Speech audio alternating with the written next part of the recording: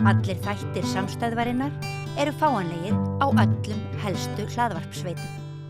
Já, ég ætla aðeins að reyna að fá þögn við borðið til þess að geta kynnt inn þáttinn, en við ætlum að ræða sérst forsetakosningar, eins og við höfum gert þetta við borðið með ýmsum nægi, því að það ekki alveg gefið hérna, hvað þessar kosningar eru og hvað það að draga fram og allt það og við ætlum núna að fá hingað góðan hóp, Magnús Skeving sem að hvað, Magnús? Ég veit ekki, bara Magnús Skeving? Magnús Skeving bara? Já.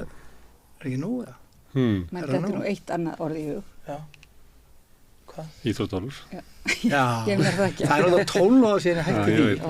En ég var að fá þetta aftur hérna. Magnús bara, ég held ég bara Magnús. Magnús, já. Það ekki bara fínt. Árni Eir Ævarsdóttir, rithöfundur, heimspekingur, skáld. Ekki íþróttálfur. Ekki íþróttálfur.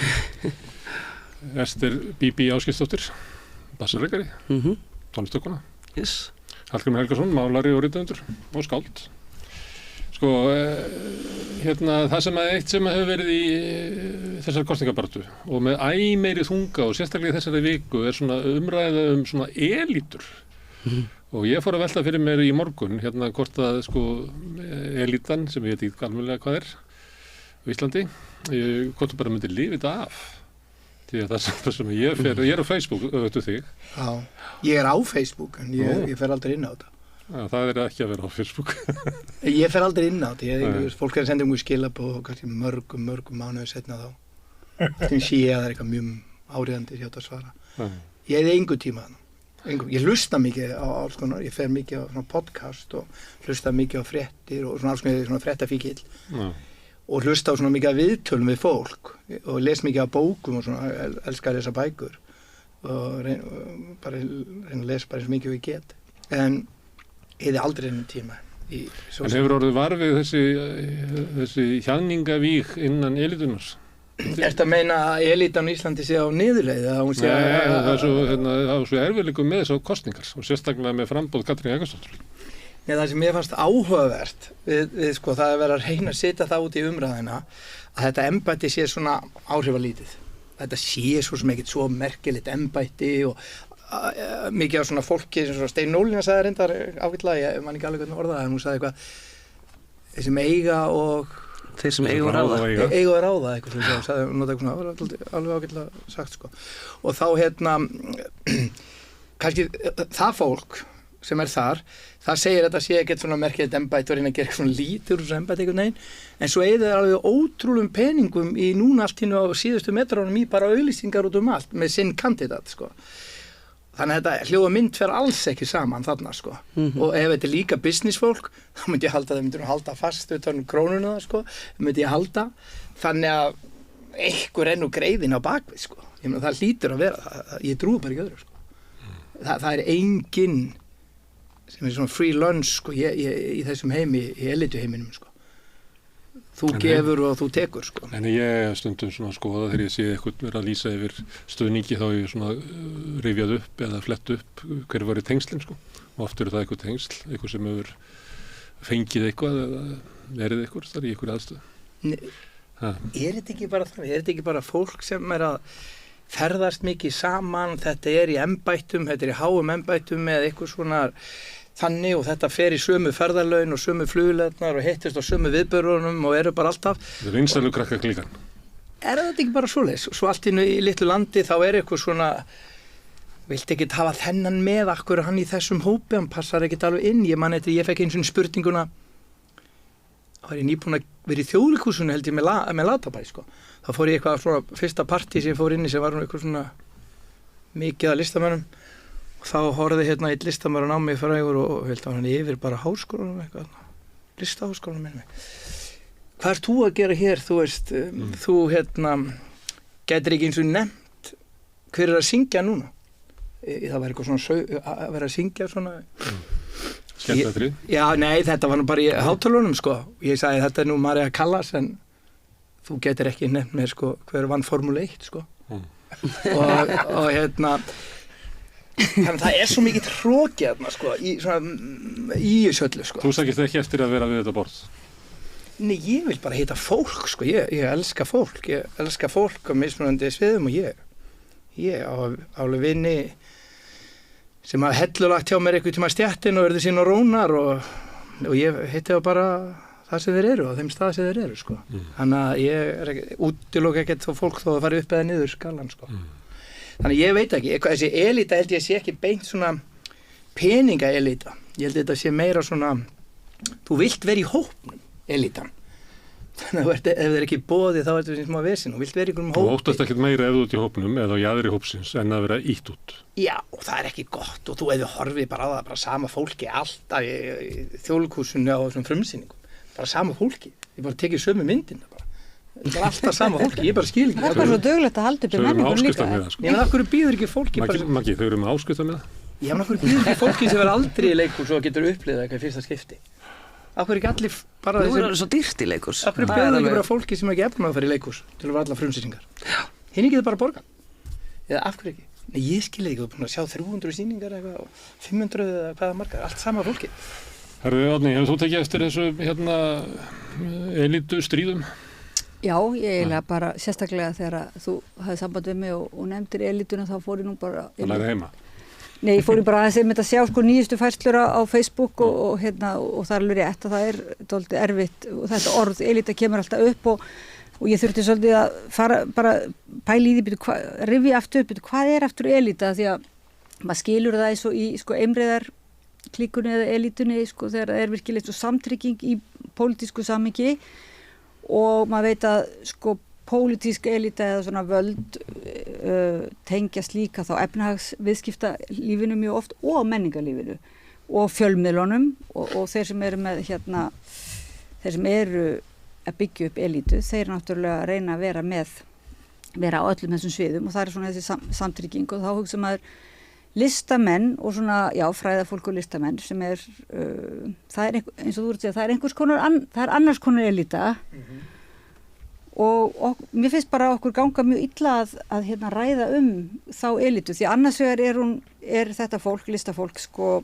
hefur barist fyrir því að halda einmitt sjálfstæði sínu, vera hvergi að mála og vera raunverulega virða margir finna til ákveðna svona ég veit ekki, bara líka við skildurækni að tjá sig og reyna að sjá fleiri sjónarhóttum málinu og þannig en maður hugsaður til dæmis elitu ef að Amnesty International berjast fyrir fólki sem tekið til fanga fyrir skoðanir sínar, tjáningu þeir sem ekki eru frelsaðir af neinum, þú veist, maður getur einmitt ímyndað þeir sem eru alltaf í sömu flugvélunum, það verður svolítið auðvelt að hafa samband við vini sína sko, og einhverju munu líklega leggjast á eitt að frelsa þá. Má ég spyrja þeir, síld og fisk hérna í gamla daga, Þorvaldur í síld og fisk. Hann styrkti mikið að listamannum og safnaði mikið að listaverkum og svona. Var hann elita til dæmis? Ég leit aldrei á hann sem svona elita. Var hann elita? Hann hefði auðvald. Hann hefði auðvald, en var hann elita? Þú veist, nú er ég bara að velta fyrir mig, sko. Elitunum getur samsettar ýmsu, þú getur átt auðvald og þú getur átt menningarlegt auðmagn. Já, þú verður ekki bara elita þó eigið pening, eða? Nei, er það? Ekki út eintrjáningur ykkur stort í horni, en þú getur notað auðvald. Kannski skilja og tengja Íslendingar ekkert sérstaklega við þetta orð, elita. Kannski erum við bara of lítið samfélag og við erum bara einbytt okkur að því að tala um það sem við skiljum og það eru klíkur. Og þetta eru klíkur. Og þetta eru klíkur sem að fara þvert á einmitt, auðmagn og líka inn í menningarklíkuna sem er kannski sterkasta klíkan með sterkustu röddina. Og það er svona mest opinbera klíkan. Já, það er einmitt eiginlega betra að tala um klíku og en líka, svo kemur bara þetta góða já, mér finnst það einhvern veginn En er þá ekki klíka sem þú bara tekur alltaf sama fólkið aftur og sama fólkið, er það ekki skilgreining á okkur svona klíku? Jú, en klíka getur líka verið bara eitthvað fólk sem er að vinna saman. Þú ert með eitthvað stórt listrænt projekt, eða bara eins og þú varst með þitt projekt, þú ert með vinna með fólk, það er teymi og þú treystir ákveðnum betur, kannski að þau eru unni með þeim áður og svoleiðis. Já, þetta er svona og hvenær verður það þá óeðlilegt? Það er sér að segja. Það verður óeðlilegt þegar, er það ekki, þegar að það myndast ákveðin samtrygging og raunverulega svona innherja, eða svona hagsmuna, bara raunverulega hagsmunatengsl sem að bitna á öðrum. Og núna þegar að við þessi sem erum að tjá okkur forsetakosningarnar, ég held að því svona mikill hiti í málina því við erum einhvern veginn það myndast allt í einu eitthvað space til þess að ræða líka við aftur að fara að tala hrunið og uppgjör við hrunið. Þannig að þetta ekkert bara sko, ég held, mér finnst allavega jákvætt að taka þátt í þessari umræðu og reyna pæli í hvar okkur finnst mjög erfitt að ræða málin vegna þess að við þurfum greinlega að vera dálítið markviss í að ræða málin líka eftir forsetakosningarnar og gera upp þetta, já. Ég hitti við þetta stjórnmálakonundaginn og hún var að tala forsetakosningarnar og náttúrulega Katrínu og allt þetta og Bjarnar kannski líka og hún náttúrulega umgeistuð þarna í þinginu og hún var að segja það svo merkilegt með sumt fólk að það horfir í spegil og það sér ekki valdamanneskjuna. Það horfir bara á fallega unga konu eða myndarlegan mann eða eitthvað, það sér ekki sjálft sig sem valda elítu. Og þetta held ég vandamálið með þessa elítu umræðu núna, að elítan svolítið svona exposed núna og hún kann ekki við að vera kölluð elíta því hún vill ekki kannast við það. En hún það sannarlega, ég meina, engin manneskja hefur nokkur sinni verið í meiri elítu sporum en Katrín Jakobsdóttir núna, hún forsætisráðherra í forsetaframboði. Það ekki hægt að komast hærra í elítu en það á Íslandi. Og sama tíma vill hún ekki koma hingað í umræður. Eini forsetaframbjóðandi sem vill ekki koma hingað í umræður sem mér finnst líka dæmi elitisma. Sko. Já, ekki út af sögu heldur. Yfirlæti hefur einkennt þessa klíku. Og mér fannst mjög flott að Auður Jónsdóttir gerði bara mjög flotta grein daginn þar sem hún bendir svolítið á klíkuna, potaraði sér maðan á henni og bara hugsaði, ok, hver þessi klíka? Og klíkan bara kom út úr skápnum bara þá og bara fór öll á Facebook og bara aullaði framan í Auði og bara hugsaði, já, einmitt, þessi taktík, þetta yfirlæti, gera grín, þú veist, hlæja henni, hýja á hana, hýja á alla sem eru ósammála, þeir eru allir svo vitlausir. Og við bara komum út úr skapnum bara sama dag. Margir voru með það, hvað þú að tala elítur? Þú ekki barnabarn Laxness? Já. Eins og það myndi eitthvað Já, ég náttúrulega Auður var nýbúin að líka lenda í því að vera kölluð elíta og hún, ég meina, ég alveg sammála mörguleiti, mér fannst grein Auðar vera flott, hún var dálítið löng og flókin svona, en hún var alveg svona þörf. Ég hlustaði á hana, ég mæli með því. Já, en síðan skildi ég þetta líka, ég verði að viðurkenna það, þá sem að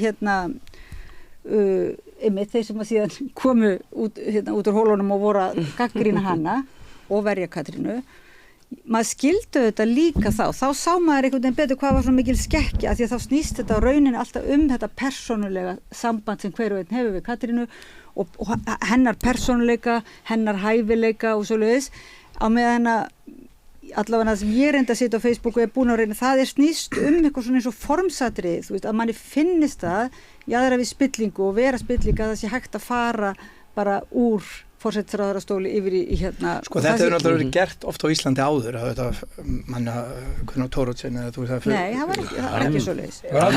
Aldrei verið gert. Fór hann ekki úr forseta? Nei, hann fór úr pólitík og gerði sendiherra til að þó sér sko, það var 3 ár sem liða á milli. Á milli, Það líka tími hjá honum En það sem Ólafur Ragnari. En það sem áhugavert við þetta, mér langar aðeins að spyrja meitt Það sko gefum okkur dæmi að þú ert búin að vera 20 ára í valdastöðu eins og Katrín, búin að vera þar og mikil umsvif, þú hefur mikið af völdum og þar eru margir sem fá mólana annarkvort að kynnast þér í vinnu og bara vinna með þér og þá kynnast þér konunni kannski og kannski finnst hún ágætismanneskja kannski og eitthvað slíkt og eða þá verður eitthvað samtrygging, það annarkvort, það eitthvað sem gerist, bara þú ert búin að vinna lengi með valdinu í langan tíma. Svo koma aðri frambjóðnir sem eru kannski ekki endilega þar og hafa ekki þetta verið búin að eyða peningum annara í mjög langan tíma. Svo við hitt fólkið sem erum bara á niðri að við þekkjum kannski ekki þetta fólk frá þessu, við erum ekki að vinna með alla daga og við erum bara að dæma verkið þeirra við dæmum bara verkið þeirra og hvað þeir hafa gert og hvað þeir segja mér finnst skrítið til dæmis en kannski það bara fáránlegt en mér finnst skrítið að allt í nú breyti viðkomandi bara fatasmekk núna viku fyrir kosningum. Mér finnst það skrítið, mér finnst það einhvern veginn byrja af hverju ertu ekki bara þú? Af hverju ertu ekki bara eins og þú hefur alltaf verið, skilur? Ef af hverju skiptir það einhverju máli en einhverju ímynd sem á loka metrónum, þá það ekki alveg raunverulegt, sko, í mínum huga.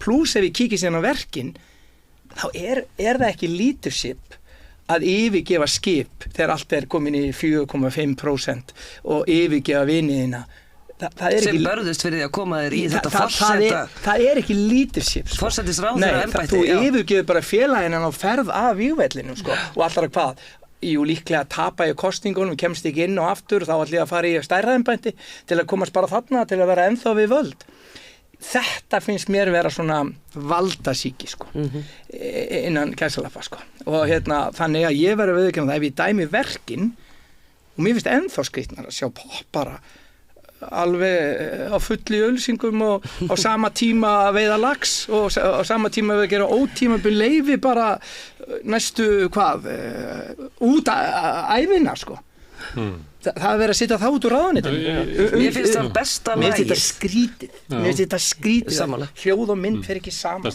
Besta lagið í þessari kosningabaráttu er Ásthor Ég bara var að heyra það í dag frábært lag Æðislegt lag, það er svo grípandi Ásthor, þetta er ykkur Þú ert Ást, þú ert Þór, þú ert Magnússon Þetta er útlendingar að syngja þetta er svona fljúð hvað var þetta? Svona gervigreind búið til í Kína Örugglega Alveg Þetta er svona dásamlegt hljómar pínlítið svona nýdansk eða svona En að því þú ert að tala Bubba og hann stuðu Katrínu og bara hefur ykkur ástæðu fyrir því en það maður setur spurningamerki að hvernig getur hann sem er alltaf að tala laxinn stutt Katrínu sem að lagði fram frumvarpi sem að eiginlega setur laxinn í hættu Ég stríti honum á Instagram og setti svona í story þegar Kata Odds var sem brjáluðist í baráttinu fyrir gegn sjókvíeldinu Ertu gestið að ranga Kötu? Hann var nýbúinn að koma út úr skápnum þá með Kötu og mér finnst þetta mjög óskiljanlegt. Þannig að það er klárasöksun og saman með Villi Birgis sem vill endilega við hval en hann stuði samt Katrínu sem að VG stóð fyrir að vera ekki hvalur. Og þá er ég velta fyrir mig sko að þessi elíta, er það þannig að hún er með eitthvað málefni, hún er að berjast fyrir alls konar hlutum en þegar á reynir að þá er tryggðin meira við vinsalu krakkana við borðið. Er kannski, málefni, já, er það kannski bara núna á þessu vikum, er það afhjúpast sko veikleiki þessara elítu sem er eiginlega ekkert annað heldur en óttin á því að sko ekki fá sæti við borðið. Þannig allir vilja vera með. Ég held að það sé stór hvati í þessu, þú vilt vera í vinningsliðinu, þú vilt vera einhvern veginn með fallegu sætu krökkunum sem eru að fara að vinna þessar kosningar og fá boð á besta staði og það er einhvern veginn svoleiðis stemning En mér finnst ég verða samt að segja en mér finnst samt eitthvað skrítið við erum nú örugglega öll elíta sem sittum við borðið líka út frá einhverju skilgreiningu Ekki ég að þá, ekki ég en þá sko mér fannst það svolítið gott af hverju mega bara sumir menntamenn og listamenn semja lög og styðja hina frambjóðendur af hverju má Bubbi Víkingur Heiðar ekki styðja Katrínu Ég er alveg sammála, þetta er alveg furðuleg klofningur, en ég bara hugsa, mér finnst þetta líka með ég segja að mér finnst þetta svo strax eins og Auður og fleiri séu að segja að þið megi ekki styðja, mér finnst þetta ekki spurningu, þetta mega er alveg styðja og það er ekkert einhvern veginn eins og hverja aðra, en það er hins vegar einhvern veginn, manni finnst það bara furðulegt, kannski treysta þeir henni eins og hún skiptir kannski blússu, að hún geti líka skipt skoðun, þú veist kannski, ef maður virkilega reyna að skilja þá. Nei, ég held að Bubbi þekkir hann greinlega bara það vel, hann finnst þú vera góð manneski eitthvað svoleiðis og bara treystir inn í hlutverki, það er ekki þannig að hann gerir það, það sem mér finnst bara skrítið, það sem mér finnst furðulegt við þetta, að er það sko, ég myndi ekki taka undir alveg satt að við varum þessi elitu, ég er örugglega ekki elitu smiður, það er miklu betri smiðir sem eru elitu smiðir, það eru betri íþróttamenn og meiri elitu íþróttamenn en ég og það eru listamenn, ég hef gert leikrit og ég hef gert bækur og sjónvarpsþætti, það eru meiri elítu gæjar í þeim bransa sko. Þannig ég myndi ekki titla mig í þessa elítu sko. Ég myndi bara alveg taka það. Nei, það titla sinna enginn sem elítu. En aftur á móti myndi ég segja, ég held að það sem ég skrítið því að setja við Bubba, það er ekki það að Bubbi hefur oft tekið sína sjálfstæða skoðanir og bara oft við haft rétt fyrir sér og er frábær náungi sko, og æðislegu listamaður þjóðarinnar sko. En mér finnst bara skrítið, ef ég er að berjast fyrir réttindu barna allan heim, þá get ég ekki hort á Gaza-dæmið. Það er verið að drepa bara sko jafnmörg börn og 10 ára börn í Íslandi verið dáin sko. Nei, ég er alveg sammála og þá get ég ekki eftir komið og sagt ekki neitt. Það væri skrítið og ég myndi aftur að fara að setja atkvæðið mitt á mannesku sem er hæst á skalanum Jú, og en sérðu, forsætisráðherra Ísland og Mér segir ekki skipta orð. svolítið máli. Þá var ekkert þið skrítið að Já. ég styrkti Já, það. en Mér það finnst það er, skrítið. ég er Þá sammála því. mætti Bubbi Mortens alveg koma og segja ég er alveg skrítið sammála Maggi því. að þú ert allt í nú komin bara Já. ekki að verja réttindi barna eða eitthvað slíkt. Jú, en við erum alltaf Það er öll það svolítið sem ég er mikið í að segja. mótsögrum og svoleið. Ég bara að segja, mér finnst ekki í sjálfu þessu skrítið einhverju listamenn stiðji Katrínu út frá bara einlegum. Ég er að segja, mér finnst það í sjálf... Nei, bara þekki mér svo- konuna. Já, mér finnst bara skrítið að umræðan farið síðan að snúast um það. Hvað megum við ekki stiðja Katrínu? Snýst umræðan Já, um en það? hefur það ekki, er það ekki ólík merking af því að Katrín er forsætisráðherra kemur innan úr valdinu, svona hennar Já, mér pólitíska finnst- arfleið mér er finnst það það vera umræðan, hennar sko. pólitíska arfleið er til dæmis að sameina, ég man að ég skrifaði í 2017 að hún var að sameina vísa í Hallgrím, en það var að sameina 107 og 210. 107 er sko hinn betursetta millistétti sem á nóg að mennta og félagskapitali og er búin að sprengja upp verðið þarna á melónum, þar sem hún býr. Og svo 210 er náttúrulega Garðabærin sem er auðvaldið sem er smekklaust og hefur engan sans fyrir sko samfélaginu. Að sko þessi ríkisstjórn hefur saminað þessar tvær elitur. Annars vegar auðmagnið og hins vegar sko mennta og félags og þetta er eiginlega, mér finnst þetta að vera kannast ekkert við að vera elitur. Nei, það kannast ekki við það, en ég meina þú veist þetta já. getið af sér bara eins og kaffi vest og eitthvað svona alls konar Það er það sem okkur sárnar í þessu, sko. Mér finnst rosalega erfitt að horfa upp á það að forsætisráðherra fari í forsetaframboð. Mér finnst það bara einhver lína sem að þú átt ekki að fara yfir. Nei, Mér finnst það eyðileggur bara embættið. ósiðlegt og ég bara er gjössalega á móti því. Ég vil ekki búa í landið þar sem að forsætisráðherra verður síðan kosin forseti. Það er bara næstu því bara einræði og að sjá síðan stjórnmálaelituna, peningaelituna og menningarelituna faðmast saman yfir því. Það finnst mér svo erfitt. Hún er með sko gömlu kvótapenningana til að borga auglýsingarnar, hef ég heyrt, og það er ekkert smá fjármagn sem flæði þar inn. Mér er sagt að Kristján Þór Júlíusson var að selja barmmerki á fundunum í Hofi á Akureyri. en sko, þú veist, bara dagurinn á flettiskilti í dag kostar 450.000. Ein birting í sjónvarpi á langri auglýsingu er 250.000. Og þessi flettiborðar á netinu eitthvað svipað, sko. Þetta er bara 1 milljón á dag hjá þessum aðalkandidatum sem eru þessar 3 konur þarna. Það eru bara eins og formúlubílar sem eru fjármagnir af einhverjum stórfyrirtækjum, allar saman. Og menn, sko, tökum þetta þá er Katrín með gömlu peningana og Halla Tómas með hrunspenningana sem komuð aftur inn í landi. Þetta eru gömlu vinir okkar að í Baugi og fleiri sem eru styrkjana. Og svo er Halla Hrund með nýsköpuna peningana, við getum gætla á 9 peningana, sko. Þannig að þetta eru þessar 3 brautir, peningabrautir sem eru að berjast. Baldur er svona, ekkert á hans hann tanki. er bara ekki með þetta fjármagn, sko. Hann bara er að reyða sig á okkur 5.000 skalla. Hann er svona þetta er meiri grassrót hjá honum, sko. Hann er ekki með þessa Auðvaldið bakhjálp. er ekki að veðja á hann.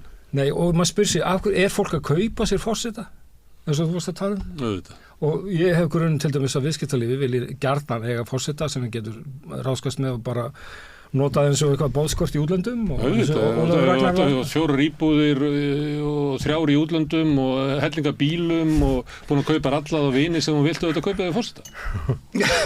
Sko, mér finnst samt sko, ok, ég ætla að fara aðeins núna í annan gír, ég er eiginlega sammála hérna mörgum sem þeir að segja, ég ætla að fara í aðeins annan gír svo að við séum ekki öll sammála, svo leiðilt að vera í þættir sem allir eru sammála. Það er svo leiðilt sjónvarpsefni og þú veist, ég ætla aðeins að, sko, mér finnst ég stundum að heyra þetta, þú veist, svona eins og peningafólki í Garðabæ, þetta er allt ömulegt fólk og allir sem er einhverja peninga sé alveg ömulegir og svona, þetta er svona pínlítið svona, þeir bara safna sama auðvaldið og þetta. Ég skil þetta er alveg svona, en það sem ég er samt sko svo skrítið, við þurfum að berjast fyrir því að það sé meiri jöfnuður. Ég held að það sé það sem á að vera bara á fullu, bæði forsetinn, kennarar, listamenn, hvað sem er, þá berjast fyrir ykkur jöfnuði. Það var að finna ykkur jöfnu. Pabbi minn var í alþýðu bandalaginu, mikill kennari og skólastjóri og hann fannst aldrei að neitt nætti að faða meiri en 3 sinnum meiri laun en næsti. Hann fannst að bara það væri orðið nóg bara. Þú veist, það ætti ekkert að vera mikið meira. Þá er bilið bara skrítið að ég fer á Þannig var samfélagsumræðin svona 1950-60. Já, ég ólst upp eiginlega upp í þessu. Já, við ákvaðum að fara frá þessu yfir í eitthvað allt annað. Já, heimilið mitt maður fullt af fólki sem átti ekki neitt, alltaf tekið inn, alltaf bara menn í baði heimið og með bara alltaf bara einhver maður bara þar og gæi sem kunni ekki að gera, fekk ekki vinnu, en var rosa klára að gera við bíla og komst ekki gegnum bílpróf og kendi pappanum að taka meira próf og alltaf fór hann að kera steipubíl og alltaf hann var í baði heima með einhver og mamma skildi aldrei hvað það var í mat, sko, fullt af fólki alltaf á heimilinu, bara alls konar fólk og það þess finnst mér að vera þannig, jöfnur þar eiga sér stað. Og mér finnst að þessi taktík sem er verið að nota, hún virki ekki alveg. Með því að vera alltaf elítan hérna megin og það er verið að búa til þess að gjá og þetta. Það fer enginn að vinna saman í svona umræðu. Fattiði mig? Og svo er það bara að kalla skautun þegar hérna, fólk er að takast á raunverulega hluti. Já, mér finnst þetta svo mikill galli á umræðinu. Þá verður þetta ekki einhvern veginn svona, varst þú að segja Garðabær er ömurlegur? Ég bý nú í Garðabær og þetta er ömurlegur. Ég bý ekki í Garðabær, sko. En það, þú veist, ég seldi þetta sem er svo svipað. Nei, ég hjá líka eftir, þetta er ekki að hjálpa. Ég held að það sé alhæfingar. Já, en sko... Lítið út þessu ykkur helviti hjálparsveitina? Já, það er þessu kolparsveitina? Nei, ég veit það sem þú gæti verið. Ég er bara að benda á staðreynd að þeir sem eiga mikið auðvald að þeir hafa hingað til í íslensku menningu ekki stýrt menningunni. Það var reynt að gera það hérna. Lengi framan eftir 20. öld það var menningin og félagslega auðmagnið var annars staðar og tók þátt í baráttu gegn auðvaldinu. Samanlega. Það sem að gerðist á nýfrjálshyggjutímanum og ríkisstjórn Katrínar Jakobsdóttur er skilgetið aðkvæmi af er það að menningarelitan giftist auðvaldinu og bjóð til þessa ríkisstjórn sem að sameinaði 107 og 210 og það er frambúðið sem er núna í gangi. Ég er bara að benda á þetta. Já, en býtu, ég held að sé Ég er ekki að segja að þessu fólki. Nei, ég hlægi ekkert að þeir þegar ég sé hvaða myndu út með frá Maggi, þú verður að athuga það, brjálaður. Í gamla daga varstu með þennan draumum að enginn væri með meira en þrefalt hærri laun, en í dag er þetta bara orðið svo absúrt. Já, ég veit það. Einn af stuðningsmönnum Höllu Tómasar var að selja fyrirtæki fyrir 28 milljarða. Þú veist, listamannlaunin öll eru 1 milljarður ári. Þú veist, þetta er bara stærðir sem eru komnar út úr öllu korti. Og við getum ekkert, það er svo, þetta fólk bara getur kissi fossett eins og ekkert séð, það kostar ekki neitt. Fjölmiðla, hvað sem er. Ég er sammála þessu, en þá þess kann skiptir það örugglega miklu máli. Þetta er eini fjölmiðlinn sem er ekki í eigu þessa fólks. Jú, en Gunnar Már, ég ætla bara að segja, ég ætla að taka þessu Útvarpssaga líka. Það er alveg... Hver heldur að borgi út af sögu? Nei, en ég er alveg sammála þér í gróðutur, en þú getur ekki á þér setið að þurfa að henda inn sko svona Garðabænum og 107, þú veist svona alhæfingar og kaffivest og svona, sem eru bara réttar, en það er ekki beinleiðis að hjálpa okkur samt, finnst mér, í þessari umræðu. Vegna það getur ekki komið einhvern annan aðeins pól, þú veist, og til dæmis að hinir listamennir allir, hérna, að þeir séu að kaupa sér forseta og við séum bara, ég meina, mér finnst þetta skrítið að listamennir er ekki að kaupa sér forseta, það er sem eiga peningan að gera það. Jú, en þú segir að þið hafi algjörlega, hérna, eftir hrun þú hafið samtryggst, listamennlitir. Ekki allir, sko, KK var að syngja ykkur öðru fundi og ég ætlaði bara að segja það. Helga er eitthvað staðar Já, ég bara að segja, ég ætlaði auðvitað þarf ekki að taka það fram, en mér fannst einhvern veginn svona eins og það væri, þú veist, aðeins alhæfing, að það væri algjör samruni, það alveg rétt, það hefur orðið mikil skörun og allt og mikil samruni, fjölmiðla menningar, en það eru þetta einhverjir sem eru að reyna að vera óháðir og reyna að vera fyrir utan, reyna það virkilega og svo eru líka sumir sem að held ég bara, auðvitað nú er þetta hrókafullt sem ég er að segja sko, en sem kannski fatt ekkert alveg að þetta snúist það, af því að þetta fólk sem, listafólk sem er að styðja Katrínu, ég er ekkert viss að það sé að styðja það að hún færi beint úr ráðuneytinu yfir í forsetann. Ég er á móti því hennar frambúið sérstaklega út af því. Svona, þetta er svona virkilegt svona stjórnskipulagslegt atriði. Ég held ekkert að hérna Víkingur Heiðar sé eitthvað að styðja það, skil ég hvað við. Þetta er svona þannig að þetta er aldrei svona... Þau eru að styðja bara því það er hún. Já. Það eru þannig blind fyrir því. Ég er að meina það, ég á þetta og ég má þetta. Því við krakkarnir hérna vinsalu krakkarklikunni, við megum þetta. Því við vitum að við erum svo góð. Þess vegna þurfum við ekki að fara eftir reglunum sem við kannski ætlum með hinni. Þetta er bara dæmi ekki svona elitu getur verið að þú sett með eina smá blindu eina. Ég ætla að tjekka þig. Mér finnst hérna gestið mínu verið að snúa skegg mér. Já, ég bara gæti verið með eina blindu. Sem ég hef aldrei heyrt í tala beint, en ég veit ekki hvort. Ég líti á þetta aðeins öðruvísi. Ég líti á þetta svona. segjum, og nú ætla ég að auðvelda þetta eins og maður skilji hvað er að segja, segjum að þú ert með auðmagnið, peningana, svo ertu með menningaelítinu og segjum að þú komur vinstrinu og kemur upp og verður fósturráðherra. Katrín, sem dæmi, og þú varst búin að segja að þetta væri búið saman, þetta allt saman innan súpu. Málið er bara það sem er svo yndislegt. Þau vilja bæði það sama, völd, það er fyrsta lagi. Í öðru lagi, þá er að sikkur völdin sem þeim vilja. Auðklíkan er alveg sama menninguna og listina. Við kaupum hana bara seinna meir, hún er svo ódýr. Við förum bara að kaupum hana af einhverjum, skilur við. Og styrkjum hana jafnvel, smá. En við viljum businessin. Við viljum auðavinn, við viljum fá resursana, við viljum fá komast í, þú veist, það sem þjóðin eða fara að missa næst og við viljum vera fremstir þar. Það var ríkisstjórnin. Akkurat. Ríkisstjórnin var það. Þeir megi fá auðlindirnar, en við fáum hérna kynrænt sjálfstæði. Já, og réttindamálin, við getum farið erlendis og tala réttindi og við erum fremst í þessu réttindum og fremst í þessu. Það var ríkisstjórnin. Akkurat. Mér er svo hissa Íslendingar. Og þess vegna það er það sem við erum að fá. Og allir eru að hissa það gerist. Ég horfi bara á þetta, það mætti einn hjá Vinstri grænum áður fór í að búa til fyrir þetta áður fór í kosningarnar fjármál. Það var einn sem mætti 20 skólamál og 40 umhverfismál og þeir hafa bara engan áhuga á því. Ef ég var í Sjálfstæðisflokkurinn og ætlaði að ná ykkur völd, það var ekki besti flokkur sem ég geti verið með. Væri Vinstri grænir. Það er bara ekki til betri flokkur. Þeir vilja bara eitthvað, ég nenni ekkert að þú að taka til þetta partí og sópa og bjóða ykkur viniðinum. Stálu mér þess að umhverfisráðuneytinu og breyttu því Orkuráði. Já.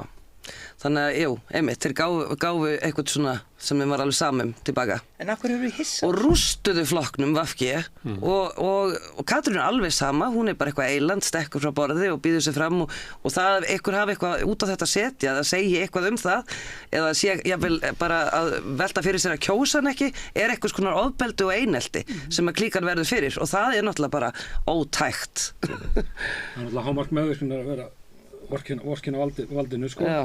En mér finnst þetta samt líka svona mannlífsstúdía, því ég er náttúrulega rithöfundur og var að stúdera karaktera, hvernig þið bregðast við þessum aðstæðum. Ég var að horfa á pallborðið í gær, svona, hjá Heimildinni sem var nú hálfglata við þessu leyti því að sumir frambjóðandi voru búin að smalinn í salinn og þeir fengu alltaf þetta var alveg bjánalegt, sko, þetta var eins og menntaskóla.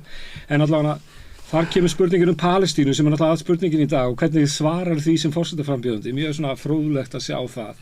Og Katrín er náttúrulega búin að vera svolítið múlbundin af sinni ríkisstjórn með Bjarna Ben sem er náttúrulega stendur bara með Ísrael eins og fasisti og ætlar ekkert að gefa sig með það og hún hefur áttur rosalega erfitt með það mál innan ríkisstjórnar. En þannig gær þá var hún frjáls manneska að bjóða sig fram í forseta en svarið sem hún gaf var einhvern veginn svona mjög lögfræðilegt svar sem enginn gat hankað hann á hvorki fylgjendur Palestínumanna né Ísraelsmanna og þá sá maður að þeir voru komin í framboð með þetta fylgi úr öllum flokkum, Sjálfstæðisflokkurinn er að styðja líka kvótapeningarnir, þú vilt ekki styggja neitt, það eru kannski Ísraelsmenn með sína fylgjendur og þá ertu í vandræðum og hún gat ekki verið alveg svona frjáls af því.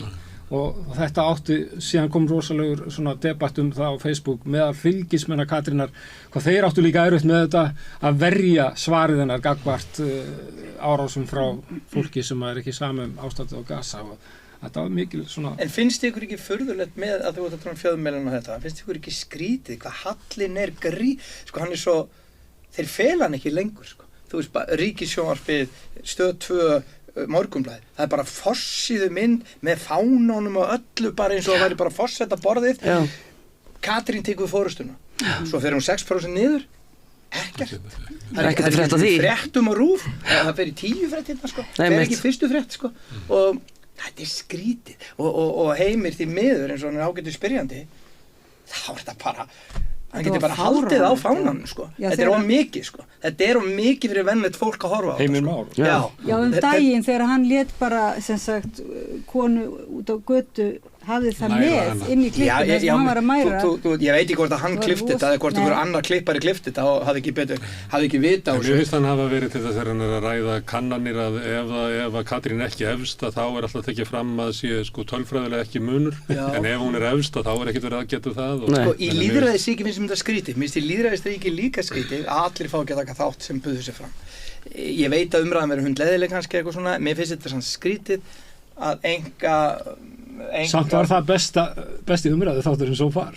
Það sem allir voru með. Pallborðuð á Í kolaborðinu. Já, það sem allir voru með. Nei, Já, þá, já. En besti það var- þátturinn. Það var En stórskemmt. sjáðu hvað En það var er- líka í gærkvöldi, þá var í kólabortinu Já, sem við sendum það samstöður út. sendi út Já, og það já. var alveg rosalega skemmt, þá voru þetta 4 frambjóðendur og mér fannst alveg verulega hressandi að En hlusta sjáðu hvað á þau þurfa að reyna að gera. Og Það var ein Steinun og Ólína setning- var svo, Já, Steinun sagði nefnilega eina setningu þar Já. sem að tengja þessu. Hún sagði það sem að við eigum sameiginlegt hér að við eigum okkur sjálf já, og þá erum við náttúrulega að Við dissa Steinun alla hafa hina. komið rosalega skemmtilega. Mjög skeleg já, Steinunn, hún sko. kom mjög flott Mér finnst í Arnar gær- Þór líka mörguleiti mjög góður og mér finnst Ásdís það var stólið smá svona kom með eitthvað svona alveg ný en í þetta og Ástóri var að tala um friðinn í allan þetta er áhugavert og svo er það með þessi stuttu svör sem er alltaf alveg snildingar Viktor. Já, svo Helga Viktor. Þórisdóttir var mjög flott í gær að útskýra þetta með persónuverndina og hvers vegna hún byggði sig fram og mér fannst það ekki vera hræðslu áróður það hvers vegna þyrfti að passa upp á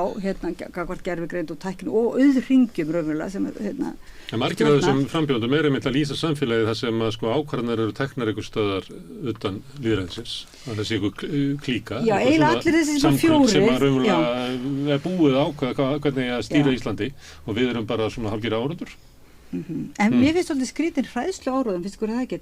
Þessi margir sem segja við verðum að hafa Katrínu því hún þekkir svo marga og hún getur eins og Hvað það sé bara erlendis? Já, mér finnst einhvern veginn hún er með svo mikið tengslinett og kann og allir hrættir af Jón Gnarr skildur hún segja vittlusan brandar þá fer bara allt hérna í kalda kól og Ég ætla að segja við verðum gerða fíblu, mér finnst það eitthvað svo skrítin eins og sé bara yfirvóðandi eitthvað hræðilegt. Ég ætla að Ég segja meina að fá almannavarnir til að segja kjósið Katrínu var ég myndi segja afleikur sko. Já, það var alltaf langt gengið. Það er ekki verið að virka þér hann ótta, þú veist, að Já. ef að við ruggum eitthvað Mér varst þetta bátnum stórkostlegt í gær að sjá hana Jón Gnarr og Arnar Þór hlið við hlið.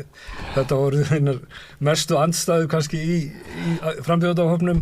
Jón var allra í því alltaf einhvern veginn og bara eins og ég sjálfur er, þú veist svona skapandi fólk getur mjög erfitt með að standa á svona jakkafötum en Arnar Þór, hann er frændi minn sko, uppgötaðist Hann var bara góður í nýlega. að standa í jakkafötum. Og hann var svo forsetalegur, svo flottur.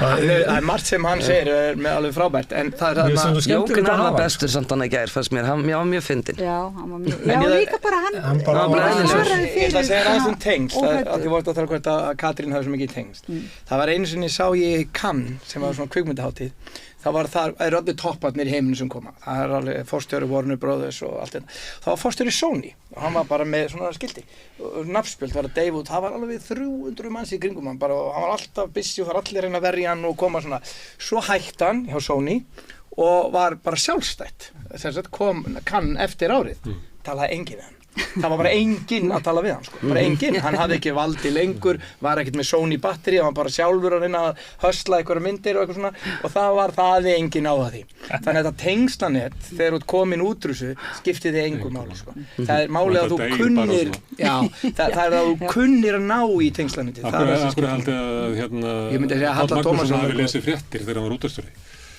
Hvað séru? Akkur heldur að Páll Magnússon hafi lesið fréttir þegar hann var útvarpsstjóri. Það hafa eitthvað að gera. Nei, bara til þess að var fólkið í efnalöginni þekktan þegar hann kæmi sko. Já. Af því að þú missir bara hérna þegar fræðin bara hverfur svona og þá allt í einu ert ekki með þessa forkynningu sem að henni frægu hafa hvað sem þú kemur. Og ég hann bara átt að segja á þessu og taldi það að vera bara besta sem hann getur gert fyrir lífsitt var að lesa fréttir. Af því að þetta er náttúrulega privilege að hérna þurfi ekki að kynna sig og það er forskot, alveg 100% forskot.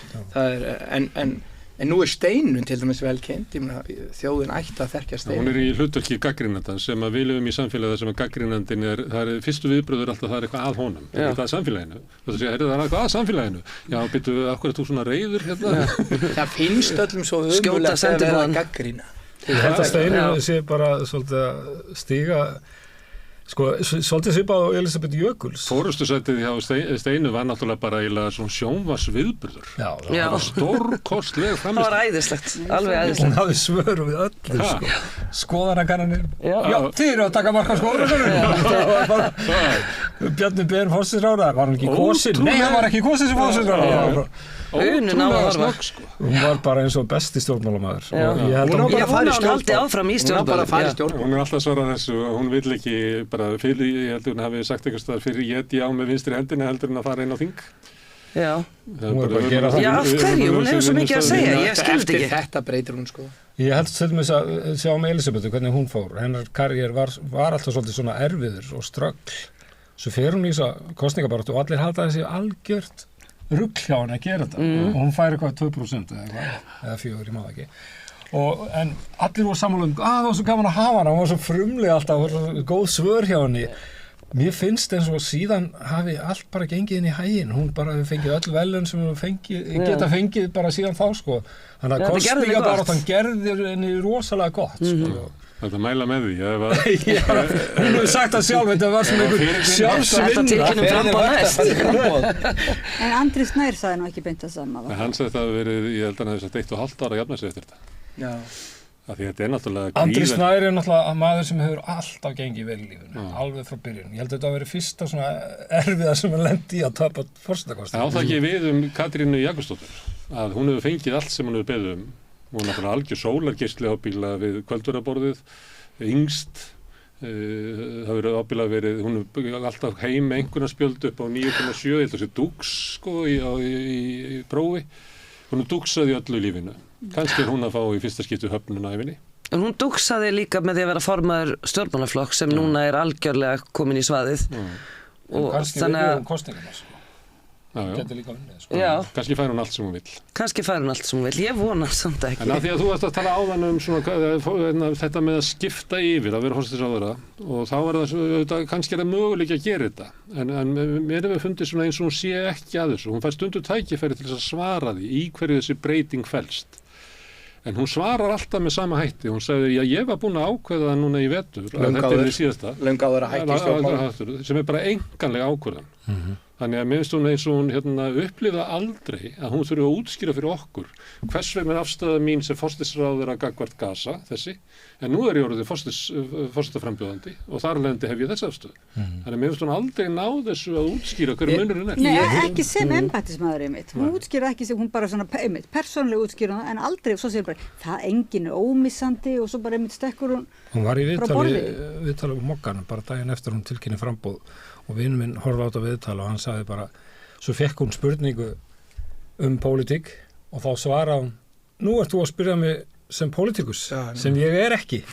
Og þá voru 24 tíma liðnir. Og þetta bara, hún fannst þetta bara, þetta er ekki hægt. Það er ekki hægt bara fara inn í herbyggi, skipta föt og koma út aftur. Þetta er ekki heiðarlegt. Ég skil ekki af hverju viðtöl við hana er ekki klift saman. Bara tekið aftur í tíman og klift saman öll viðtölum. Þar sér maður og hún hefur leikið þá list sem ég held að Íslendingar fíli.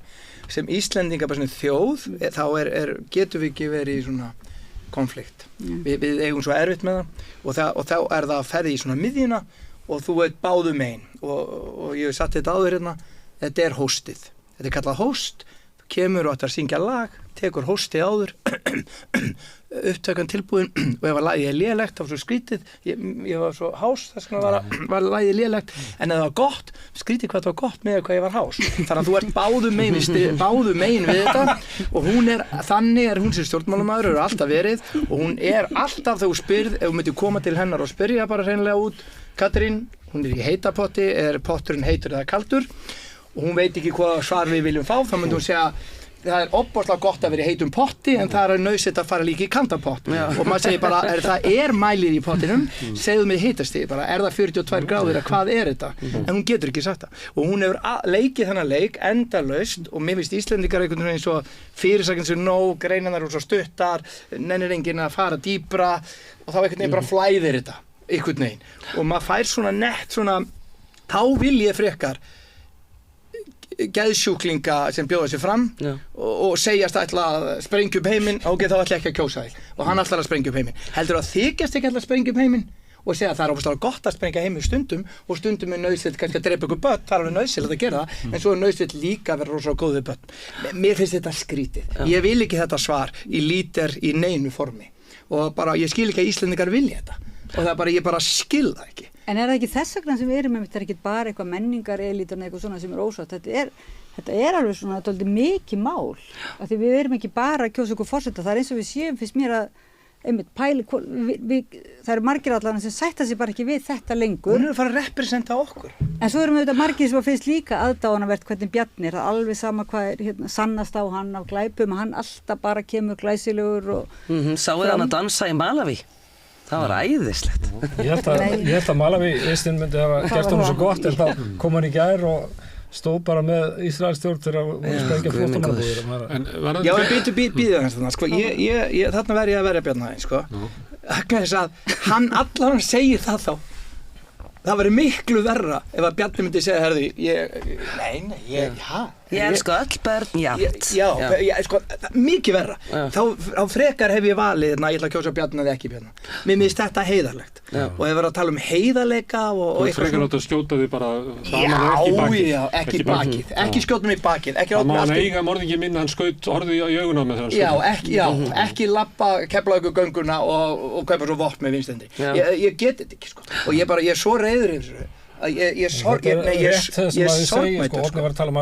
Að reiðin, það kom mér mest á óvart, hvað reiðin er mikil bara frá venlegu fólki sem maður þekkir ekkert, bara einhver Reinhard Adolfsson í Hveragerði, þú veist, hann er bara brjálaður og svo bara reistið, hún er bara svika kata og bara, vá, hvaðan kemur þetta allt? Ég held að ég væri kannski eitt hérna og Gunnar Smári og einhverjum fleiri að tala um þetta. Nei, það eru bara mjög margir. Ég sagði kanningum 42% sem vilja alls ekki að hún sé, eða síst af öllum. Og hún þarf að fara í gegnum þetta andof með sitt 20% fylgi. Og ég held að það sé bara ekki hægt. Síðustu viku fannst mér eins og hún væri að takast. Hún var að sigla þessu land. Ég verði að dásta henni hvað hún er ótrúlega dugleg í kosningabaráttunni. Hún er bara eins og Duracell kanína, hún bara fer út um allt og hittir alla og heldur fundi og þú næga orku, hún var ekki að vinna í COVID, hún var ekki að bók í COVID, hún let bara 3 ekki segja um COVID. Ef ég var á launum í 5 ár hérna í róleitum og 4 ár og var fullt af peningum, ég nefndi ekki að hlaupa hérna ef ég ætla að vera forseti. Vakinn, þú ert harðastur og öll. Nei, ég bara skil ekki hver okkur eitthvað þreyttur orðlaus hérna. Nei, það er svona, ég er ekkert á móti henni, ég þekk hann ekki neitt og nú er ég bara að representa hérna kjósenda kannski sem er úti, sem er að dæma bara verkin og það sem hún segir eitthvað svona, hún er ekki að svara spurningunum í þessum þáttum. Hún er yfir það hafin og það finnst mér verst, hún er alltaf með þetta yfirlæti. Þetta er stærsti hópur kjósenda, það eru þeir sem vilja ekki Katrínu, það er 42%. Ég hef kosið Katrínu áður 22%. Og hún sveik allt sem hún sagði standa fyrir. Ég ætla aðeins varandi að þið vorum að tala um elítuna og þú nefndir hérna Bjarni sem kæmi alltaf og lifði alltaf. Ég hef hérna dundan með það í mörg ár að andmæla þessu og segja það að við erum með skoðanakannir sem sýnir afstöðu almennings og samkvæmt afstöðu almennings að þá ber fólk ekki traust til þessa manns, ekki nokkurt. Þetta er óvinsastur stjórnmálamaður sem hefur verið til á Íslandi. En af því að elítan stjórnar því hvernig hann birtist okkur í fjölmiðlunum og hvernig aðrir stjórnmálamenn láta, þarna sérðu hvernig elítan virkar. Bjarni Benni með teflon gagnvart elítunni, en hann er ekki með neitt teflon gagnvart almenningi sem er fyrir löngu búin að afskrifa hann. Þetta kemur það til þess fram bara í undirskriftarsöfnunum, það eru 78% sem vil ekki sjá hann í forsætisráðuneytinu. Þetta er ekki maður með teflon, en það er hins vegar vinsælukrakkaklíkan sem er svo ánægt alltaf með hann. Og hún er alltaf að koma með hann til okkar og segja það bara alveg sama hvað er fundið upp á hana mann, hann bara hrekkur alltaf á hannum. En það er vegna þess að elítan horfir öðruvísi á sitt fólk heldur en hina.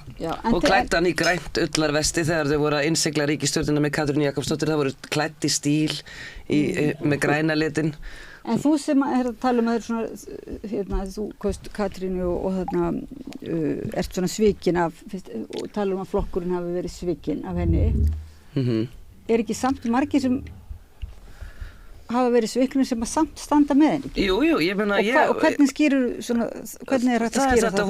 Það var náttúrulega byrjaði í VFG þessi svona leiðtogadýrkun og hún var alltaf presentur sem leiðtogin og foringin og þá fóru svona renna á mann tvær grímur. Voru þetta orð sem voru notuð? Já. og svona byrjaði að hylla undir hana einhvern veginn umfram alla aðra og einhvern veginn þekki maður bara engan og VG nema Katrínu Jakobsdóttur og það var held ég bara alltaf stefnan að, þú veist, hún var andlitið, hún var sú sem ætlaði að leiða þessa 107 og 210 saman, hún ætlaði sko aldeilis að redda þessu, hún ætlaði ekki að gremjast eins og besti flokkurinn, hún ætlaði ekki að klappa fyrir henni ef við tekist það. Já, svo segja þau bara all í einhvern sjónkverfingaleik bara, bravo, hún gerði það, hún leiddi saman, hún ólík sjónamið og kom sínum mál, hvernig, hvað? Flokkurinn dó og jú, eins og þú segir, það kom einhverjum málum áfram sem að Sjálfstæðisflokknum var samum og hún gat ekki einu sinni ákveðið með Bjarna Ben að myndi kjósa með vopnahlé, forsætisráðherra. Þannig að þú veist, þeir gáfi skít í VG. En þetta ekki svolítið svona veikleiki oft vinstri pólitíkur og til dæmis núna með Kristrúnu, hún þessi leiðtogi, eða bara kannski ekkit vinstri pólitíkur, bara allar pólitíkur, það að núna við þurfum að fórna okkur prinsipum að því okkur við erum svo veik og við náum aldrei saman við, þannig að núna bara einmitt þessi leiðtogi, það á að bjarga okkur. Já, leiðtogin svo sterkur að því að þessi anarkismi að við verum öll frambóð kvennalistir, sko vorum öll, en núna þurfum við bara að prófa eitthvað nýtt og kýla á leiðtogan. Stundum þegar ég horfa á Kristrúnu í dag, þá finnst mér eins og sé að horfa á Katrínu bara í byrjun ferils, sko. Já. Það er svona viðvörunarmerkin blasa við, sko. Já. Bæði það að hafa verið ráðist á hana ef hún ekki fullkomin, sko. Hún verið gagnrýnd frá vinstri, hún verið gagnrýnd frá hægri líka.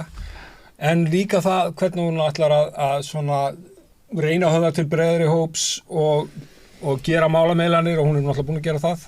Og maður er svona, ég er búin að samþykja það, en svo kemur að flóttamannamálunum og maður er ekki ennþá búin að sjá stefnuna hvernig hún verður og þannig að það er svona varúðarmerkið. Eini munurinn er sá að hún er með 30%. Hún gæti hugsanlega verið þá í meirihluta í ríkisstjórn. Já. Hún gæti verið þá Sjálfstæðisflokkurinn í næstu ríkisstjórn. Sem náttúrulega breytir öllu. Jú, auðvitað, og það væri áhugavert að sjá alla þyrpast Samfylkinguna og sjá hvernig þau myndu leysa úr því að vera stærsti flokkurinn. En við náum aldrei þetta afbyggja bara það að það sé eitt sterkur leiðtogi. Hvað getum við ekki fundið upp eitthvað annað? Var ekki búið að tala um eitthvað annað? Það var reynt í borgarstjórn 78, það var bara nei, það er engin leiðtogi. Fáum einhvern verkfræðing út í bæ. Egill Skúli Ingibergsson var glataðast í borgarstjóri allra tíma. En þetta besta lýðræðið er að það séu margir, að það séu einhver stefna, flokk sem að margir eru saman og henni sé fyllt, ekki einhver leiðtogi sem þykist veita betur með þess. Hvað finnst ykkur að ég skil ekki alveg, við erum að tala með Katasjóman og Bjarnis Vesti og allt þetta, hver væri góður þá? Hvað var svona ykkar huga? Í forsetaembætti? Nei, það var ekki til að forsetaembætti, heldur bara í, hvaða stjórnmálamaður? Ég myndi ekki vilja fá neitt svona leiðtoga, sterkan leiðtoga. Þú myndi aldrei vilja fá sterkan leiðtoga? Nei. Ekki þessi hugmynd þennan leiðtoga einmitt eins og þú ert segja sem að raunverulega leysir samræðan og hólmi eins og er líka svolítið núna. Af hverju eru þið að bjóða ykkur fram? Katrín kemur út flott, ekki bara spara okkur þetta vesen, einn flotta leiðtoga og meðan þetta er bara stórkostlegt. Það er auglýsingin á strætóskiptunum Ísland á sterka forystukonu. Akkur ættu að vera að finna eitthvað nýja, hefur ekki bara notað hana? Davíð Oddsson notaði þetta náttúrulega leið að var einhver samræða, átti sér stað einhver svona samræða um einhver grundvallarmál, þá var alltaf að tala um að hér væri glundroði og þetta væri svo óþægilegt öll þessi umræða og engi geti komið sér saman, þannig að raunverulega þetta er alltaf bara diss á lýðræðið að við munum aldrei koma okkur saman um neitt og þið viljið bara rífast. Ég á alveg draumastjórn að ég myndi treysta Kristrúnu og Jóhanni Páli og ég myndi treysta Þórildi Sunnu og Andris Inga í Pírötum og mér finnst þetta flott fólk og ég bara bind mikla vonir við öll, sko. Það kannski endar það hins vegar með ríkisstjórn með Sjálfstæðisflokknum. Það gerir það 100%. Það gerir það síðast þegar það Samfylkingin var stór. Eða Framsókn kaupir ekki inn. En má ég spyrja, nú ert þú náttúrulega nær þínum manni í forsetakosningunum. Sko, ertu þá ekki dálítið litaður hérna núna í umræðinni? Jú.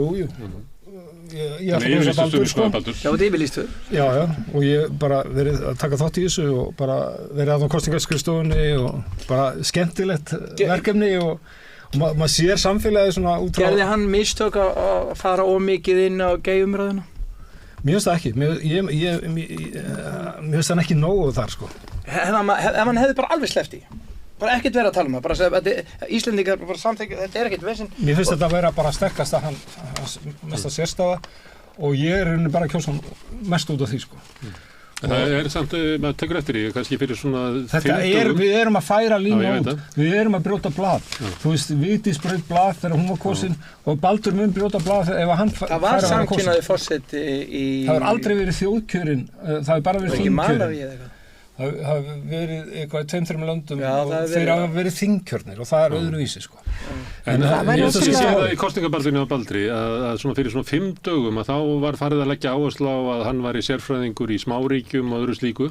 Svolítið svona eins og það verið mat á því að heyrðu við glimtum að því að kynna með öðrum hætti líka. Nei, hann var kynntur þannig fyrst og svo fannst öllum það eitthvað boring, hann var svona fræðilegt en svo bara, hann fræðumar, akkur eitthvað að reyna að dylja það.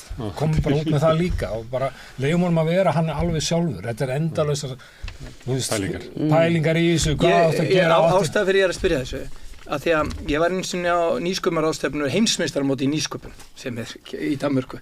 Þar var ég dómari og þar var síðan, þetta var frumkvöðlar sem komu og kepptu allan heim. Svo kom upp á svið og það var einhver maður að tala og var að spyrja svona, kom ykkur og vann ykkur verðlaun og var að spyrja, hvernig var þetta og svona. Svo vann ykkur kona, eða 2 konur. Og þá kom þessi klassíska spurning, hvernig að vera kona sem frumkvöðl? Það ekki ömurlegt, skilur mig. Og ég leita á þetta þannig, þetta var svo mikið diss að þurfa að fara með einhvern flokk, einhvern niður á því að maður er kona, akkur er þetta ekki bara frumkvöðl, bara hvernig er þetta til hamingju með, akkur þú þarft að fara þarna. Akkur það er að berjast fyrir fleiri en bara þínu. Já, akkur þarft að vera eitthvað stærn, þú ert bara frumkvöðl hérna í þessu því þú ert að gera. Mér finnst það sama þarna, einhvern veginn, þú ert bara að bjóða sig fram fyrir forseti og ég man eftir í handritskrifum, það var að vera að skrifa kannski inn í gamla daga fullt af svo að við verðum að hafa einhvern gay hérna, við verðum að hafa einhvern í hjólastól, við verðum að hafa einhvern svartan og hvítan og allt þetta á milli, asískan og eitthvað svona, það var að reyna að búa til svona, já. Núna í dag er oft bara samkynniðir karakterar, en þeir eru ekki nefnt að þeir séu samkynniðir. Það er ekki svona, það kemur hvergi fram í þættinum auðveldlega og það þóttu bara allt í einu við erum bara komin yfir þetta aðeins. Ég veit að barátta samkynhneigðra er ekki búin, sko, ég er ekki að segja það. En hann er fyrsti maðurinn sem fer í forsetaframboð og það verður að fjalla þess að það viðburður og hann er að ryðja braut, kannski vinnur hann ekki en hann er þá búin að ryðja þessa braut og næst, þá kemur þetta kannski, þá er ekkert verið að spyrja um það og þetta er eins og þættirnir hafa þróað svo lengi, þú er búin að gera þetta svo oft að þú nennir ekki að taka lengur fram að við komum til þessi hommi og eitthvað svona og það er náttúrulega bara eitthvað draumaland sem við erum ekkert komin í ennþá. Hann fékk náttúrulega hörð viðbrögð, hann var sagður að hafa verið á okkur kynlífsklúbbum sem voru bara hommastaðir í París eða eitthvað.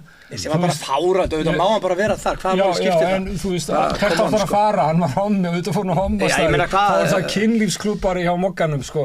Þannig að þetta var... Ég held að þjóðin takit ekkert svona, ég hef ekki hitt nokkurn mann, sko. Nei, já, svo ára sem hann var fyrir, hvað þetta var, held ég að hann bara styrkt hann frekar en annað. Já, ég held að Íslendingar sé komið lengra.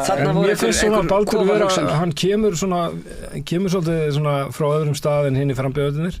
Hann er utan á landi, svo eini sem alin upp út á landi og hann hefur verið í námi erlendis og hann fræðimaður í háskóla, hann er með þessa samkynhneigðu fjölskyldu og svo hefur hann átti fjölfatlaðan bróður sem var mjög erfitt og hann þekkir það hvernig að vera í þeirri aðstöðu. Þau þurftu að flytja í bæinn út af honum, svo dó hann, svo hafa verið 2 sjálfsvíg í fjölskyldum þeirra hans og félagsar út af fíknivanda og þau eru búin að missa fólk og þetta er rosalega lífsreynsla þarna líka og mikil saga og mér finnst hann koma með meiri dýpt kannski heldur en hinn kandidatarnir af þessu frambúði, sko.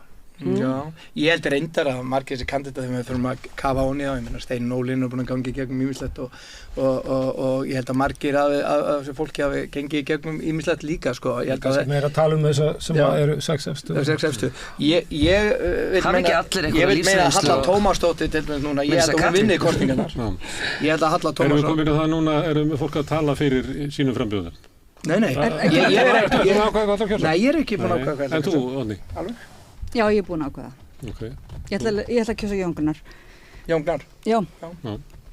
Og ég þurfti að skrifa svona pistil með mitt, rifja upp af hverju, að því mér finnst hann einmitt vera svona þessi sem að kannski er frjálsastur, sko, og getur bæði með mjög mikla reynslu á mörgum sviðum og er frumlegur og listamaður sér svona sjónarhort sem að kannski ekki alveg liggja í augum uppi og svona, já, hugrakkur og stendur með bara fólki, hann einhvern veginn ekki svona með fordóma hvort sem fólk hvar sem fólk í hérna upp eða niðri eða svo leiðis. Ég sá hérna viðtalið í sjónvarpinu, mér finnst að vera komin á svona nýjan stað líka.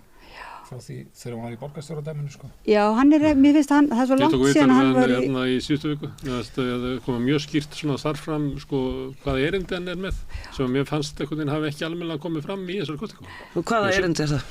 Þetta með það sem hann útskýrir þetta með leiðindin og skapandi hugsun og að þetta sé, hérna er hann að tala um að þetta er allt bara pólitík og svona, hann eiginlega sér forsetaembættið svona bara með öðrum augum heldur hinnir og hann þarf kannski svona smá bara rými til þess að útskýra það. Já. Hvað, bara þetta sé, eða eitthvað svona fyndið? Já, hann er eiginlega, nei, svona frekar þetta sé á svona, ég segi ekki andlegum stað en svona, það sé hluti af hérna samfélaginu sem ekki bara hefð pólitísk og formulega samfélag. Þetta er meira, dýfra. Já, eins og við vonandi eigum við öll svoleiðis samfélag. Hann átti frábæra svona einræðið þarna í gær, hann sprakk bara miðjum fundi og flutti mikla einræðið gildi listarinnar og hvað listamenn eru mikilvægir í samfélaginu því að það var búið að vera svona nettis, ekki vera með einn trúðslæti og eitthvað svona, Arnar Þór var eitthvað svona að dissa þetta. Þetta er ekki djók, forsetaembættið er ekki djók og eitthvað svona. Og þá bara Jón misti sig og það var mjög fallegt, sko. Já, svo er ég líka fegin að hann var líka afdráttarlaus í svörum gagnvart Palestínu og gagnvart svona alvöru. Ég fannst að hann ekki taka, hann sagði til dæmis að það hefur oft keypt vopn áður og sagði hann og það hefur oft verið gert áður og svo. Já, þá var hann svolítið svona.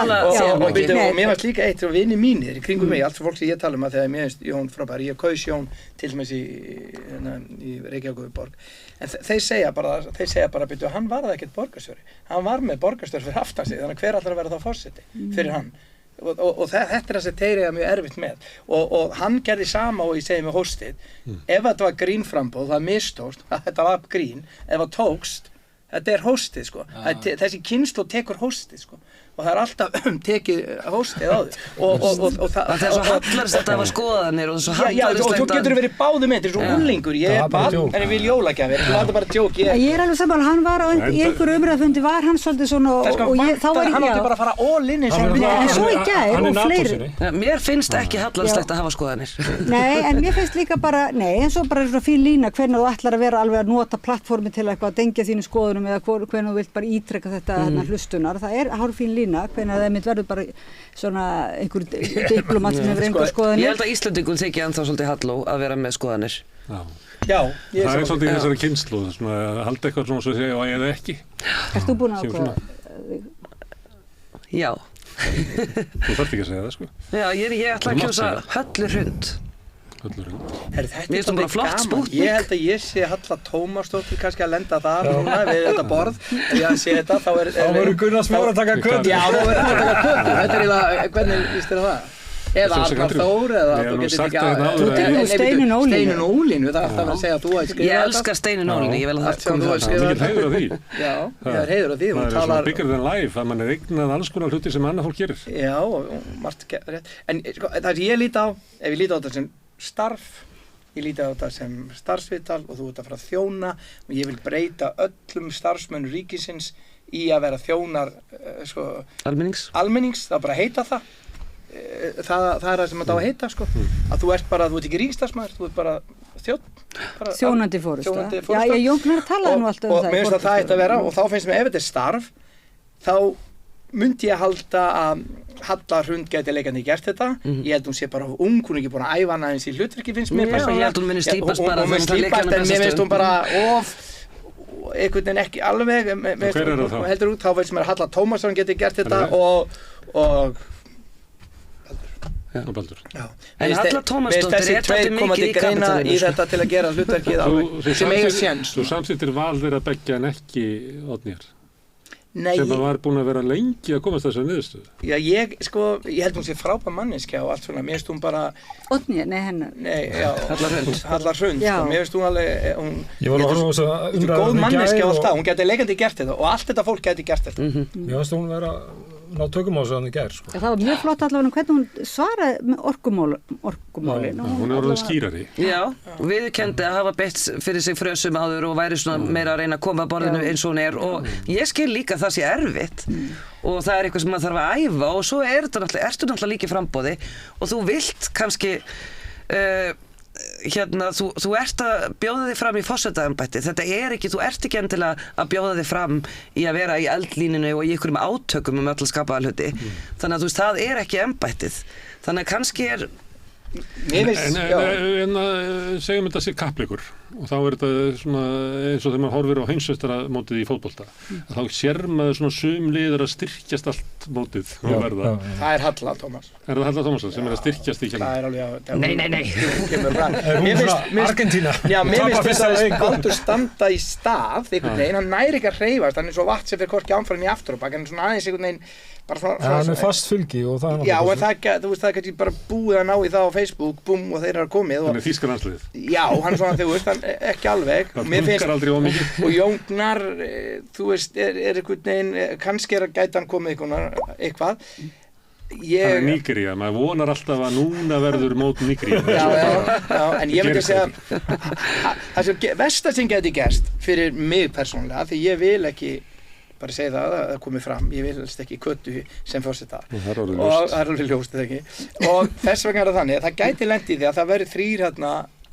svo hátt hérna, alveg að dansa við línuna að hvar dettur fylgi af þessu þegar að eins og mínir vinir sem eru hérna óákveðnu en vilja ekki köttu Þá segi ég höllir hund. Já, þá er vesenið. Hvar átt að sitja? Það var eitthvað sem að skrifaði, ég held að veri Björn Brynjólfur, sem að skrifaði á Vísi. Við skulum binda samtökum það að kjósa þann sem að verður efstur af þessum í Gallup á föstudaginn. Það eru mínu vinir, eru þar bara. En ég er að móti því. Gallup er bara að spyrja einhverja 3000 manns og þeir takk ekki afstöðuna með helmingurinn að þeim. Ég ætla að vera að gera upprið gegn Gallup. Þú ætla að kjósa bara að benda þann sem að þeim finnst bestur og það sé bara fer. Já, ég myndi svo sem geta bara benda á ýmsa góða, mér finnst mjög margir góðir og Eins margir frábærir Já, eiginlega mjög margir frábærir í þessum hópi sko og líka þeir sem fá bara 0,1 eins og þessi Helga Þórisdóttir, mér finnst hún alltaf koma, mér finnst áhugavert að hlusta á hana í spjallinu við þig líka og svoleiðis að ég, en þannig að það má segja að ég sé aðeins komin í þetta að vera, ég tel Jón Gnarr vera svona með þeim efstu, hvað er þetta, 4 sem eru En áskiluðu þið rétt til þess að skipta skoðun fram að Nei, en ég ætla ekki, sko, ég hugsaði mér, ég ætla samt að það er eitthvað skrítið að ætla að fara, sko, þótt ég get alveg hugsað mér að kjósa kannski hina, ekki Katrínu, að þá ætla ég samt að ég er búin að ákveða með Jón, þá ætla ég bara að halda mig við það núna út vikuna. Það skilur samt alveg fólk sem ætlar að kjósa strategísk sko. Við höfum góða valkosti þarna beint upp við köttu þannig að ég segi bara við verðum að stökka á þessa valkosti beint upp við köttu ég meina ég elska Steinun og Ólínu mér finnst Ástþór með flott lag Mér finnst Steinun eiginlega hafa sko talandi svona fótboltalið að því að þegar hún byrjar sko þá var svona erindið kannski ekki alveg skýrt en mér finnst að alveg hafa orðið hún tók Kamerún En mér finnst alltaf gaman að horfa á fólk og gaman að svona sem eiga að vera ykkur svona þjónustuhlutverki er fólk sem fer út til fólksins en ekki búin að vera í starfi sem fólk kemur til þín og það sýtir smá það er algjör munur á slíku fólki þannig að til dæmis maður sem situr kannski upp í háskóla og allir koma til hans bara og svo fara þar út bara svona flæði bara Nei, hann er nú kennari ég veit að ég hef bara alveg stuð fyrir kennara á allt mitt líf sko. en það er bara kennari í kringum mig sko. en svo ertu með sko, fólk sem vinnur kannski á ríkisstofnun og þessi ég vil eiginlega þess með kannski hann Jón hann er svona mesti anarkistur sko. Hann er mesti sem við þurft að fara út Þú myndir helst vilja bókasölumann sem að hringir á bjöllunni Já, Herbert Guðmundsson en hann myndi segja can walk away og það væri gott fyrir Vinstri græn En Halla Tómasdóttir, hún er örugglega með sinn kontor og þótt að hún tali svona og tala þjóðfundin og allt svoleiðis og bara flott orðræða Halla Tómasdóttir, þín kona Ég er að segja það En þá er hún samt svolítið svona hún er alveg á sínum kontor og hún er bara fjárfestir Hún er búin að búa ellendis, hún er búin að vera hérna á Íslandi, hún er búin að vera út allt og hún er búin að vera í nýsköpunarsamfélaginu og mér finnst hún búin að vera á fullt af þessum stöðum Hvaða fjármagn er á baki henni? Ég hef ekki hugmyndu það Ekki hugmynd, ég bara veit ekki. Ég held að, Það hlýtur að vera ég dálítið meina, hún gerði öflugt. við í kvenna, var það ekki einhver banka? En svo eru kosið á laugardaginn og hvernig verður þetta? Því að það eru mikil illindi í þessu og maður er að horfa á fólk svona sem að maður veit alveg að þekkist og þykir vænt hvort annað að rífast bara ansi svona hvast. Já, það er bara vinslit og svo náttúrulega eins og Bubbi Mortens fekk þannig bara líflátshótun og Hann sagðist aldrei lent í öðru eins. þetta er Tengdafóreldrar mínir þetta ætluðu að líka. halda boð helgina og það var svona í umræðinu hvenær eigum við að hafa. Já, ekki á laugardaginn, þá var allir að kjósa og svona, það má ekki vera að taka fókusinn að því en á sunnudaginn. Nei, þá verða götuóeirðir og þá Það er það spurning, hvernig heldur það sunnudagurinn og mánudagurinn þá er endurtalning í Borgarnesi Það er með kassa og mitt Ef það verður þannig á mánudaginn að þá er bara komið hversdagur og allir búin að gleyma þessu kostum. Nei, þá er þingið, það er smá bútur á þinginu að koma. Það er svona þá þingið fyrir að að rífast fasta. úr það. Já, þá kemur Bjarni Nóg allar að keyra í gegn hann á nokkru mál og þá Útlendingamálin. kemur okkar maður og keyrir þetta í gegn. En það Hvernig sem er, svarið, þú manst eftir kostningunum 68, ekki?